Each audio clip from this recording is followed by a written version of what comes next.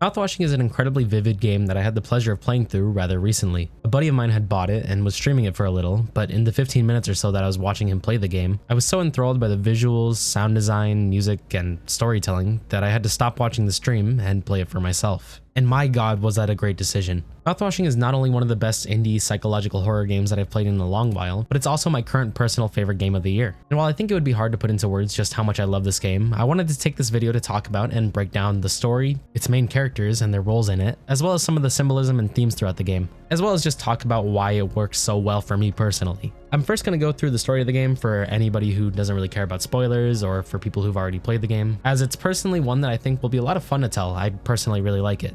And also because I know that some of the people who watch my content likely haven't experienced the game yet themselves. So this is your last warning. If you have any interest at all in Mouthwashing, please take a second, stop the video here, and either go watch a playthrough of it or play the game yourself. It's only like 12 bucks and I promise you, you will not regret it. I also have to take a second to thank you guys a bunch for how well the last video did. As of right now, it's sitting at a little over 600,000 views, which currently makes it my most viewed video by far. I was honestly a bit worried putting it out, as while I do really like JJK, I thought it might be a little too different from my typically more horror-oriented videos that I usually do for it to do well. But you guys proved me very wrong, so thank you very much for that. We also gained something like 6,000 subscribers in the last month, which is just actually ridiculous, and I can't thank you enough. One last thing, but I gotta apologize for the downtime between the last upload and this one. Not only was the video a big ass project, so I needed a break from it, but the video also did so well that I kind of got worried that it had done too well, like an unwarranted amount of doing well. I know that probably sounds a little weird, but it just kind of happens sometimes, so I was dealing with that for a little bit. Anyways, I'm over that, so I'm happy to be back making videos again, but what I'm not over is a cold. As you can probably hear in my voice, I got sick during the last week, so my voice kind of sounds like shit right now.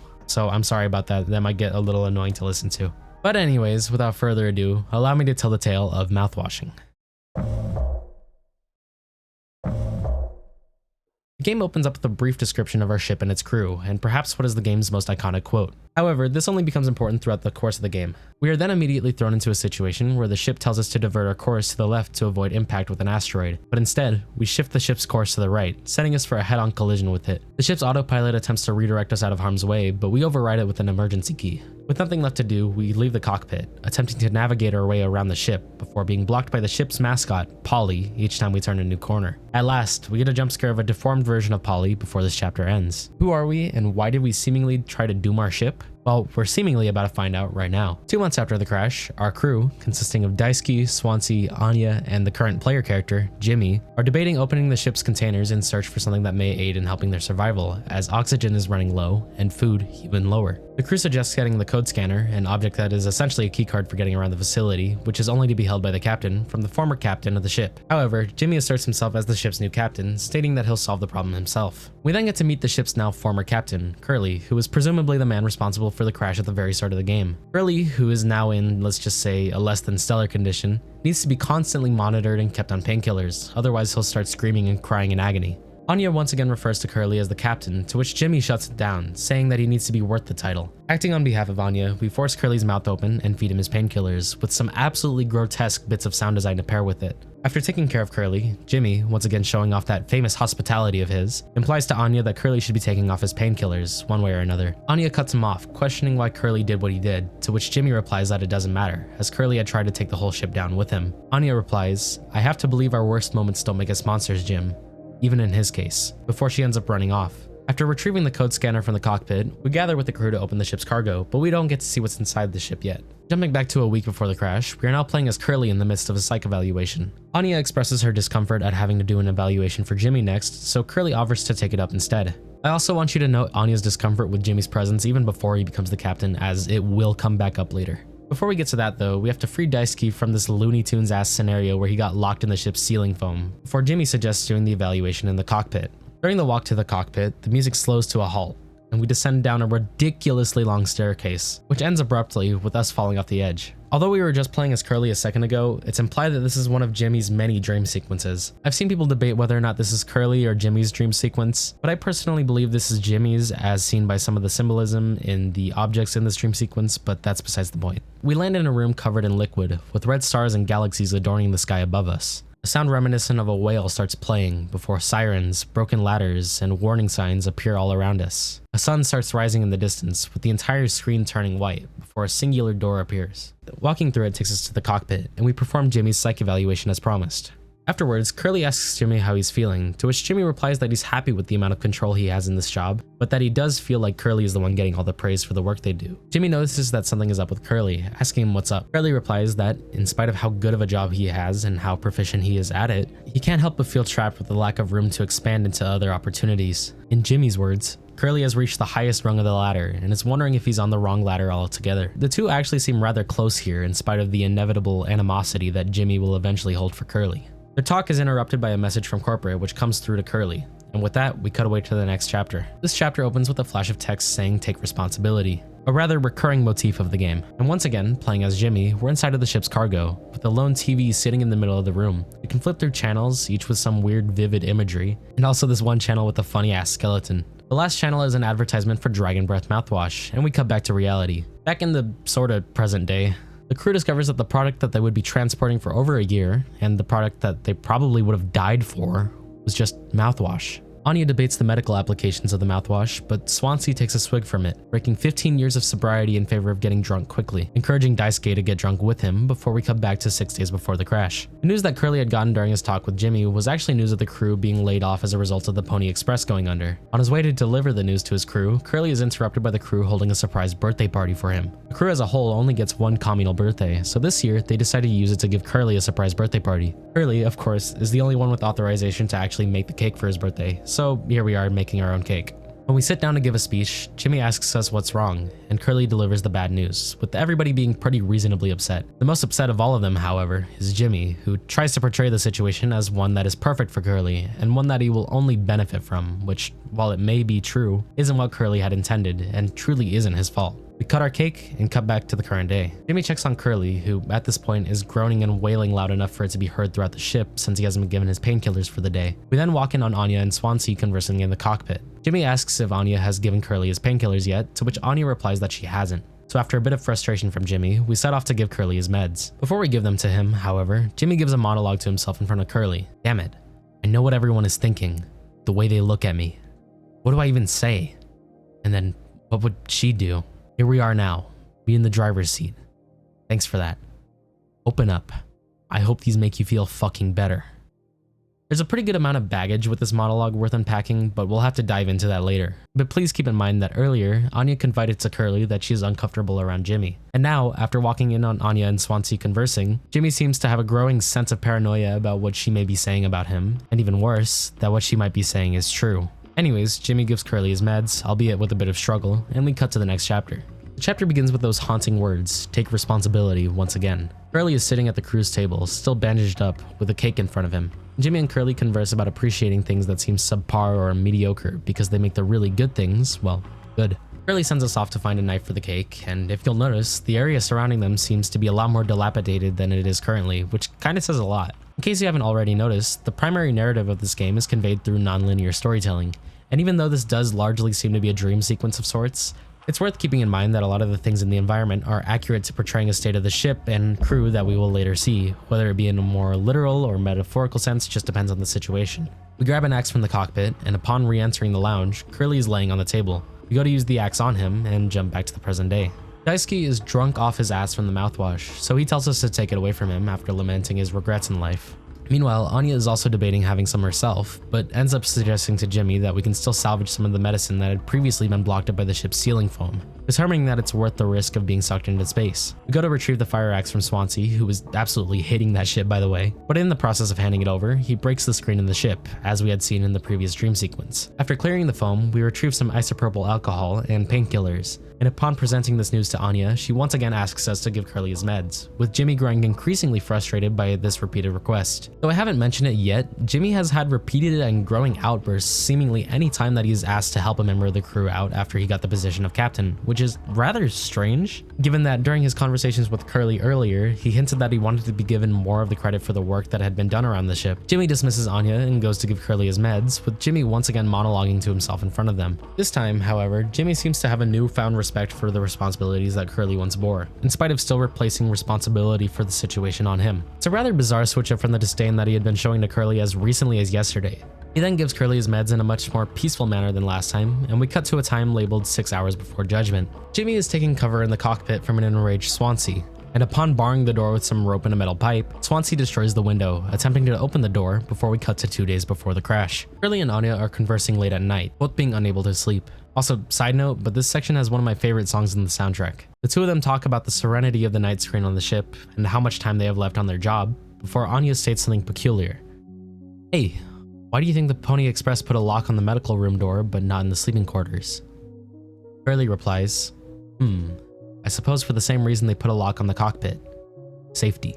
We then cut to 4 months after the crash, which, if you'll recall from the beginning, Jimmy stated that the crew only had enough food left for 4 months, maybe less. Daisuke runs into the room in a panic, proclaiming that Anya is locked in the medical room. However, after trying to talk with her, she states that she isn't stuck in the medical room. Rather, she locked it of her own volition, stating that, quote, I should have done this from the beginning. Which, for now at least, makes it seem like she's referring to our talk with her about Curly earlier. Daisuke and Jimmy set out to use a vent and utility to get into the medical room. However, there's one small problem, being that Swansey has been guarding the utility from the very beginning, telling everybody that it was completely filled with ceiling foam from the accident. When we confront Swansey, we cut to 8 hours before judgment, with Daisuke writhing on the ground in agony, an apparent result of their attempt to get into the medical room. Swansey asks him to use some of the disinfectant that Jimmy had found earlier, but Jimmy tells him that they don't have it anymore, which is apparently Swansey's fault, muttering something about a cocktail. We have to find an alternative. If we check the medical room, we can notice that something is extremely wrong. Half of the room is seemingly censored. Heading to the cargo room, there is a tombstone blocking the entrance. If we scan it, the tombstone vanishes, and we descend down a long staircase into yet another surrealist dream sequence. On the ground level, we can find a sticky note that says, a blind beast, aimless and restless, can't run from it. Running around anyways, we can hear shrieks of something awful in the distance. If we're too loud, we can see the boxes in the distance start to rumble as something gets closer to us. Making further noise will reveal a fucked up version of Polly, the ship's mascot. We have to navigate around this area, being mindful of our noise level, in order to retrieve the mouthwash needed to attempt to clean Daisuke's wounds. This is probably the closest the game gets to being a traditional horror game, and it's pretty damn effective in my opinion. The level and sound design is so effective that it truly had me on the edge of my seat during this whole section. Hell, if you make too much noise while the monster is near, it will descend to meet you at eye level in an attempt to find you, which is so fucking cool, by the way. Anyways, upon retrieving the mouthwash and using it on Daisuke, we returned it just before his accident. Also, I'm just gonna point out something because I think it might come up in the comments, but when we cut back to trying to help Anya in the medical room, here it says that it's 3 months after the crash, while 2 scenes ago, when the storyline started, it said it was 4 months. I guess if you really want to argue that these are 2 separate streams of events, then you can. It's a free country. But these 2 are almost definitely meant to be one and the same in my opinion, which means that this can pretty much just be chalked up to an error. After a bit of yapping from Swansey, they knock him out with a spiked cocktail, using some of the isopropyl alcohol they found earlier in order to make it more potent. Upon entering the utility room, however, we discover that it is almost completely fine, not being completely foamed up like Swansey had previously stated. Most of the ship's cryopods seem unusable now, but one of them is completely intact. And it's through this that Jimmy deduces that Swansey had been lying to everybody, waiting for resources to run out and for everybody to die so that he could escape safely in the last cryopod himself. An assumption that is almost correct. Redirecting their attention to the vent that Daisuke had previously fallen out of, it is very visibly dangerous looking, with sparking wires dangling below its entrance and presumably covering their insides. Jimmy, however, urges Daisuke to enter the vents in order to save Anya and Curly under the pretense that Swansey will be proud of him when he awakes. A couple of moments pass and Daisuke screams out in pain. A couple more pass and he makes it to the medical room, uttering, "Anya, what did you do?" We'll find that out in a moment though, as we cut to 1 day before the crash, being tasked by the game to find the gun. We can find Anya in the cockpit, seemingly in the midst of a panic attack of some sort, with Curly implying that she knows where the gun is. Curly apologizes for not being as considerate with her mental health as she was with his, and shows a vastly different understanding of responsibility than we get to see with Jimmy. Anya states that she doesn't have the gun itself, as she can't physically get access to it. Rather, she has hid the case that it's in so that Jimmy can't get a hold of it. Why, you may ask? Well, Anya reveals that she is pregnant, and that Jimmy is the father. Now, in case all of those weird moments and statements from Anya earlier didn't make any sense, I kinda hope they do now. It's rather heavily implied that Jimmy has at one point or another forced himself upon Anya, hence her general discomfort with him and the question she posed to Curly about there not being locks on the sleeping quarters doors.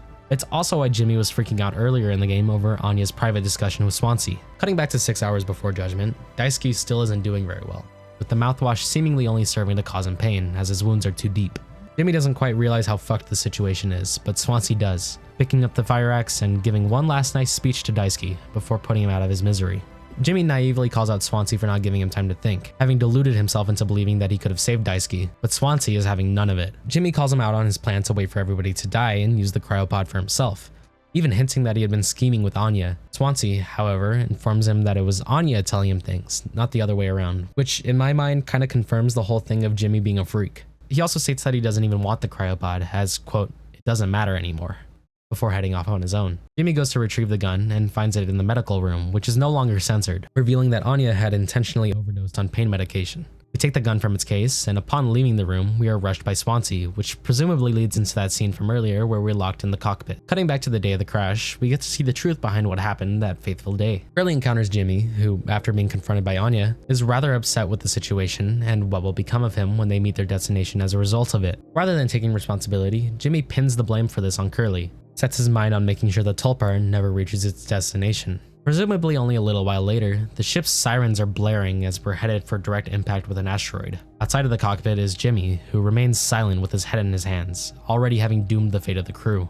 Curly heads in as a last-ditch attempt to redirect the ship, only to be at the forefront of the asteroid's impact, thus resulting in his subsequent disfiguring. All along, Curly was innocent, with the plot of the game being set in motion by Jimmy, out of a mix of jealousy that Curly got more praise than him and wanted better things for himself, and fear. Fear of what would happen to him if word had got out of what he had done to Anya. It seems he had initially intended on taking the whole ship out with him right there, with there being no survivors to report on the actions that happened on the ship. However, with everybody surviving the crash, and with Curly no longer being able to talk, Jimmy seizes the opportunity to become the captain without having to worry about the truth coming out, portraying the crash as an attempt by Curly to take out the whole ship as a response to the crew being laid off. Cutting back to 1 hour before judgment, Jimmy takes Curly out of his bed and walks him into the lounge, with the bodies of all the crewmates being arranged at the table for one last dinner. Jimmy is completely losing it at this point, imagining his dead comrades celebrating as if this were no big deal.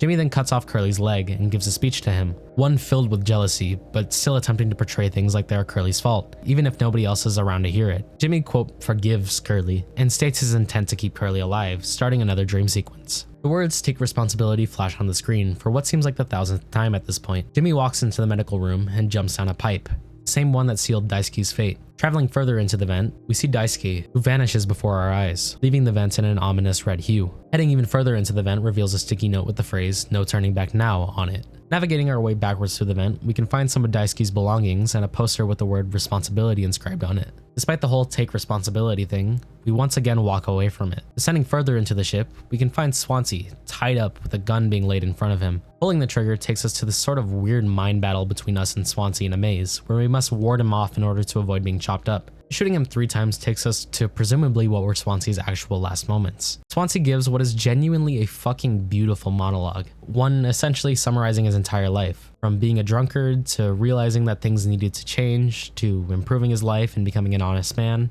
with it all being undone by one setback, one bottle of mouthwash. It's only in retrospect that Swansey is able to come to terms with the fact that, in spite of all of these improvements and things that he had been working towards, he was truly at his happiest when the only thing he had to worry about was the bottle in his hand.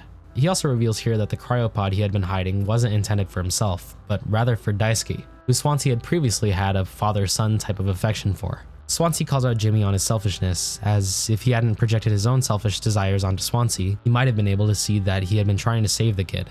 Jimmy ignores us though, proclaiming that he'll fix things, ending Swansey's life, with those famous words, "take responsibility," flashing on the screen once again. Traversing further through the ship, we end up making it to Curly. After watching a short cartoon in front of him, we end up feeding him his leg in an attempt to prolong his life enough to get him off the ship, which we had actually previously seen earlier in that dream sequence. Jimmy thinks to himself, someday he'll thank me. Turning around to the TV once again, we see the text "help me." Interacting with the screen shows us Jimmy walking through the endless bounds of space, eventually coming across Curly, lit ablaze and sitting in a chair. Talking with him shows a conversation that obviously can't have happened, as Curly isn't able to speak. Rather, what I think is going on here is Jimmy is trying to reason to himself that he can still be one of the heroes in this situation, believing that saving Curly would exonerate him of all of his crimes, despite being responsible for nearly everything that has transpired since the crash. In his mind, he's still assuming what Curly wants and only really apologizes to him here, not in the real world, and thus not taking true responsibility. Speaking of, we are transported into another room with take responsibility flashing on screen once more. Walking further, we pick up an ultrasound machine and begin scanning through this rather, interesting looking thing. Scanning around a couple times, we see a horse-like fetus. After a couple of scans, crying can be heard from inside of the flesh mass, with a baby emerging from it soon after. A brief monologue appears as follows. All clean. Really gets rid of that bad taste in your mouth, huh? Through wreckage, through silence, wash it away. All day fire fresh. The text is seemingly an excerpt from a Dragon Breath mouthwash ad, but in the broader context of the story, as well as the fact that the phrase "I hope it hurts" gets regularly interjected in it, it also seems to be referring to Jimmy's grand plan to take down the ship in the beginning of the game, as well as the subsequent role he played in everybody's deaths during the ship's true last day. Heading further into the vents, we must navigate our way through them, all while avoiding the wrath of the baby, which appears as a centipede sort of thing made up of polys, which is really weird, but I'll talk about that in a second. We end up in a hallway filled with the IDs of our fallen friends. Making our way further across a pile of mouthwash, we can find Polly atop a mountain of the stuff. Polly seemingly chastises us for having self-pity after all we've done, and tells Jimmy to try saying sorry for once. But Jimmy, who at this point is fully committed to his delusions, tells him to shut up, stating that he can still make things right, and once again, only truly apologizing in his mind, is essentially just reassuring himself instead of taking actual responsibility. Back in the present, with Curly on the table, we pick him up and take him to the utility room, sealing him inside a cryopod. Now, from the perspective of Curly, we watch as Jimmy attempts to, quote, take responsibility, but ultimately takes the route that would hurt his own feelings the least, stating that he was trying to save Curly, and even if it was at the cost of hurting him, quote, we fixed it, he says. I fixed it. Jimmy walks off screen, taking his own life, with the cryopod activating and leaving Curly's fate unclear. Now, if you haven't played through the game yourself, you're probably thinking, wow, that was fucked. And that's because it kind of super is. Mouthwashing is not a feel-good game at all. In fact, I think the game goes quite out of its way to make you uncomfortable, which actually works in its favor in my opinion. But before we get into any of that, I want to dive a little bit into the morality behind some of the game's characters, mainly Jimmy and Curly. But we can talk a little bit about the others along the way too. But in case you haven't already noticed, Jimmy is kind of an inherently awful person. I've heard the word narcissist used to describe him before, but I think that's a bit of a stretch. Though that's not to say he isn't incredibly selfish. As I stated before, almost every event that occurs in the game is directly Jimmy's fault one way or the other. From the Tulpar's first collision, to Anya's pregnancy, to basically everybody's death, Jimmy has played some hand in every single event in the plot. And even though at a surface level it may seem like he's attempting to atone for this throughout the story of the game, with the repeated use of the motif of take responsibility, it is very apparent that Jimmy never truly actually takes responsibility for any of his behaviors. For example, let's take a look at some of the boss sequences in the game.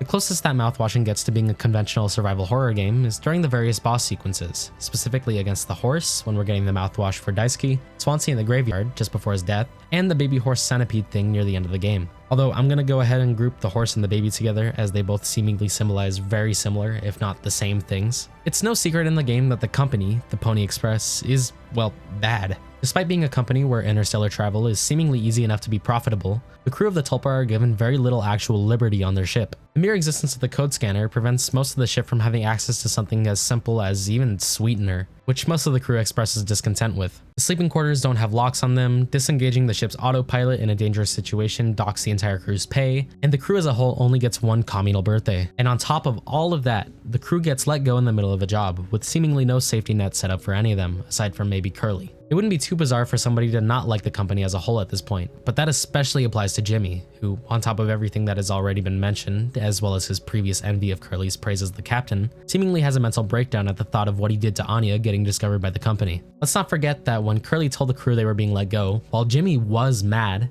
at that point he wasn't going to do anything drastic. But once Anya's pregnancy became news, he expressed that he'd much rather kill everybody in the ship and have it never be discovered rather than deal with the consequences of his actions once the journey reaches its planned end. Even from the very beginning of the story chronologically, Jimmy is essentially running away from dealing with the company, rather than bearing responsibility properly like he should. And the boss battle with the horse while you're attempting to get mouthwash is essentially a representation of that, as the horse, despite being blind, is still able to catch wind of what you are doing, and as a result, still remains an imminent threat as a direct result of what you did as a bad captain. This is furthermore compounded by the later boss battle with the baby. The baby being an amalgamation of polys is no coincidence, as this is still Jimmy attempting to avoid the consequences that would be handed to him by the company for having potentially assaulted Anya. But there's never any point in either of these sequences where he actually confronts his pursuer. He only flees, which I think is a very intentional decision. Jimmy running away from responsibility is a very prevalent and recurring theme throughout the game. Nearly every time that the actual phrase "take responsibility" flashes on screen, Jimmy's actions during that section indicate a direct avoiding of said responsibility, or at the very least, he tries his best to shift the blame onto somebody else, like he does with Anya and Curly. Hell, the least subtle of these situations is when, during one of his dream sequences, there's literally text that says "no turning back now," which results in Jimmy literally walking backwards through the vents, still making quote progress. I think it's a representation of how, even when Jimmy sets his resolve towards making things right, the way he goes about making it right is so ass backwards that it ultimately defeats the purpose of what he's trying to accomplish. And it's all because he lacks the fundamental ability to accept any blame for what he's done. The biggest case of this is his final confrontation with Swansey. Swansey's boss fight in the graveyard is seemingly the one time in the game where Jimmy takes solving a problem into his own hands. But at this point in the game, Jimmy is too deep into his own delusions to even consider what Swansey has to say. As I said earlier, Swansey's last monologue is a very beautiful one that actually shows a lot of introspection and insight into what is essentially the game's antagonist. And while it may not be Swansey's intentions to portray it as such, this is essentially one of the most blatant expressions of true responsibility that will happen in front of Jimmy's very eyes. Swansey even gets to call out Jimmy for being too selfish to even consider the thought of Swansey wanting to save Daisuke, as if Jimmy were put into his shoes, Jimmy would have likely enacted what he thought Swansey's plan was for himself. Yet, even when confronted with this directly, Jimmy still runs away from this, hiding behind the prospect of, quote, fixing things. Fun fact, by the way, but if you let Swansey kill you in the graveyard sequence a total of 10 times, you get an achievement called the good ending, which is pretty funny. You also get one for 360 no-scoping him, but that's besides the point. Now, I think a part of what makes Jimmy such an interesting character is the juxtaposition between his ideas of taking responsibility versus Curly's more proper ideas of responsibility.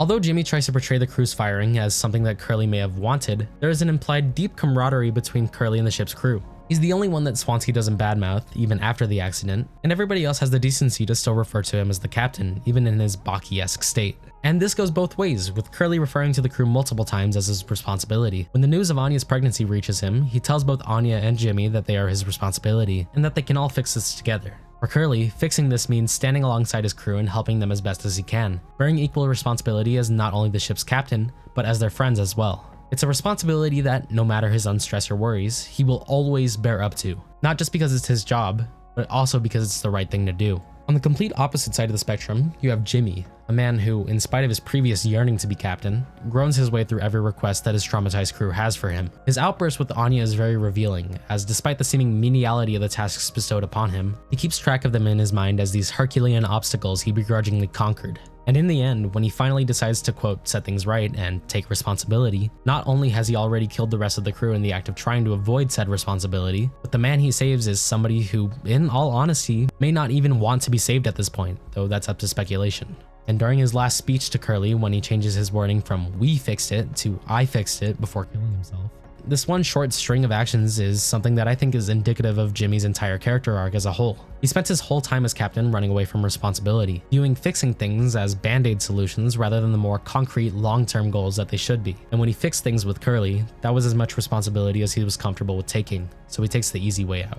An absolute triumph of Mouthwashing's narrative is just how compelling the story is, even in spite of how awful the character you're playing is. It reminded me a lot of Silent Hill 2, and I'm not going to spoil that game because I understand that the remake just came out and a lot of people are playing through it. But one thing that is apparent to those who have played it is that James Sunderland, the main character, is not innocent. He very clearly has a lot of baggage for the things he has done, and when you learn what has happened, it's pretty apparent why he feels like he deserves punishment. But unlike in a game like Silent Hill 2, where in spite of playing as a person with skeletons in his closet, there is still a path towards accepting and moving on from what has been done, Jimmy is a character who is very clearly incapable of ever seeing redemption, at least by the point that he decides to pursue it. With all of the non-linear storytelling, the game clues you in little by little as to Jimmy's unpleasantness, to the point where even before you learn that he was responsible for the crash, I'd imagine that most people, myself included, were sick of him every time he opened his mouth, which is only really amplified by the end of the story. I actually got worried whenever there was that sequence with Jimmy talking to Curly in space in his head, as I had thought for just a moment that the game was going to give Jimmy away into not being the true villain of the story. But unlike a more conventional game that would have tried to portray him in a more favorable light, Jimmy is absolutely and unapologetically the bad guy in the story, even to the very end. Let's not forget the quote from the very beginning of the game when Jimmy had set his mind on crashing the ship. "I hope this hurts." Not that I can relate to Jimmy, but I think that if I had been fucked over by a company I had worked for and decided that I wanted to kill everybody in the ship in order to cover up my crimes against humanity, I can't say that I'd want it to hurt. You know, not just for my sake, but for the rest of the crews as well. But even in spite of how horrible of a person that Jimmy is, the game never ever loses you. For as much as I've been yapping about Jimmy in the story, the game itself is quite a joy to play too. While yes, it can be categorized as a walking simulator, every bit of the atmosphere goes such a long way into making this work so well. I mentioned it briefly in the beginning, but one of my favorite aspects of the game is its sound design. Every single noise in the game is designed so deliberately that they fit their environment ridiculously well. The sounds of Curly and other crew members in pain are so appropriately uncomfortable. The echoes of your footsteps clambering against the hard metal, reverberating throughout the halls of the storage, truly makes it feel like you're provoking the beast in that room. The simple yet strange digital sound effects make everything that may seem mundane, such as the markers of the days or the transitions between scenes, feel that much more important. And that's all without mentioning the gorgeous music of the game. A lot of Mouthwashing soundtrack is just a wall of noise, usually placed in the more intense moments to emphasize the stress that the crew is feeling. But when the game wants to have its somber moments, the soundtrack lightens up and becomes truly beautiful in my opinion. Some of my favorites include the main theme, The Windows Are Plastic, What's New on the Radio, Speech, Speech, Speech, and of course, Wake Rock. If you're at all interested, I'd highly recommend giving it a listen when you have a chance. The whole soundtrack is on YouTube and Spotify, so just check it out. Complementing the sound design just as well is the visuals. Now, I know that a horror game with PS1 style visuals is extremely common nowadays, but Mouthwashing's visual style is so charming that I can't help but love it. All of the characters are brimming with, well, character. The ship looks appropriately gross and dilapidated, and as the game goes on, the increasing use of harsher reds throughout the ship coincides brilliantly with the actual turmoil within the ship. There's an extremely intricate balancing act going on that the game does in order to not only be a good horror game, but also to have just enough levity to make you fall in love with most of the characters. All of these aspects serve to create an appropriately uncomfortable game. While Mouthwashing is not really scary in the traditional sense, the whole 2 or so hours I was playing the game, I was simultaneously incredibly uncomfortable and tense, as well as enthralled by the game's story as a whole. And it's because of this that I truly believe that Mouthwashing is a game to behold. And with that, that was my analysis of Mouthwashing. I hope that I was able to convey at least a little bit of why I like the game as much as I did. I can't state enough how good of a game it is, and again, it's pretty cheap because it's an indie game. If you have listened to this whole video and you still want to play the game, I would highly encourage it, as I still don't think I did the game enough justice. I admittedly did want to do more analysis of the game's themes for this video, but I've already taken too long to upload as it is, so this is all you guys get for now. As always, thank you guys very much for watching. If you want to support me, make sure to leave a like and subscribe. I promise that I'll be back with another upload a lot sooner than this one. I just needed a bit of downtime. Anyways, thank you guys so much, and I'll see you in the next one. Bye bye.